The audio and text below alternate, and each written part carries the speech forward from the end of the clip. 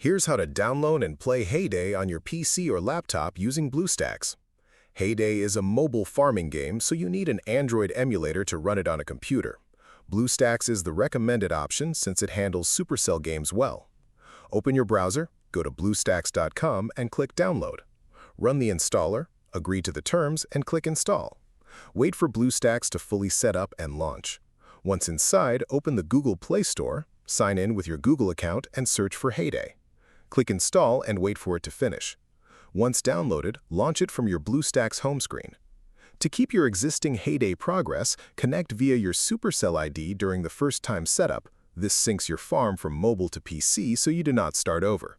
If you're new to the game, just start fresh and follow the tutorial which covers all the core farming mechanics. The game is designed for touchscreen, but BlueStacks translates mouse input cleanly. Tapping, dragging, and placing items all work naturally with a mouse without any special configuration. If this helped you out, hit that subscribe button for more straight-to-the-point tutorials on step-by-click.